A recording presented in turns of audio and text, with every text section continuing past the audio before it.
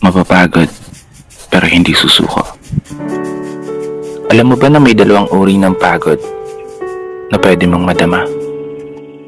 Una, yung pagod na itutulog mo lang at pagising mo, okay ka na. Pero may isang uri ng pagod na talagang kakaiba. Yun ay ang pagod na hindi nadadaan sa pahinga. Isang pagod na magpapahiwatig kung gaano kabigat ang mga problema mong daladala. Pagod na magpapanginig ng mga luha sa mata. Pagod na magdidikta sa'yo para sabihing ayaw mo na. Mapapatanong ka na lang talaga, saan nga ba ang direksyon ng aking mga paa? Mga paang tila pagod na sa kakahakbang. Mga paang ngimay na sa kada tapak sa baitang ng hagdan.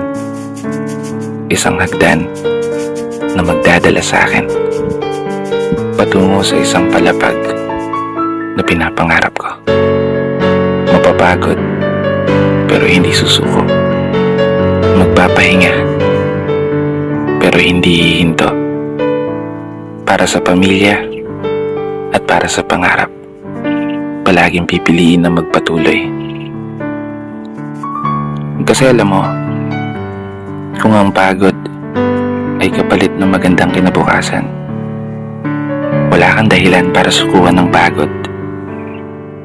Wala kang dahilan para hindi ka bumangon.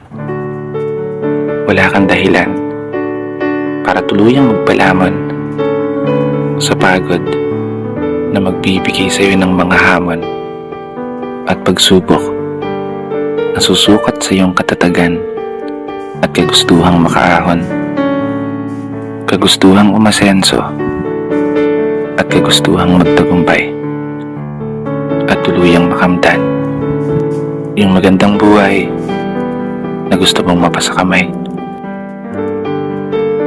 Kaya naman, tatagan mo ang mga paa mo at tibayan ng loob sa iyong paglalakbay at umasa kang kalakip ng bawat pagod ay may masaganang buhay na naghihintay. Sige, umusad ka. Dito na nagtatapos. Kaya isang pagpupugay para sa lahat ng mga tao na patuloy sumasabay sa hamon ng buhay. Ako nga po pala si Brother Matt at ito ang aking munting tula. Sana nagustuhan mo.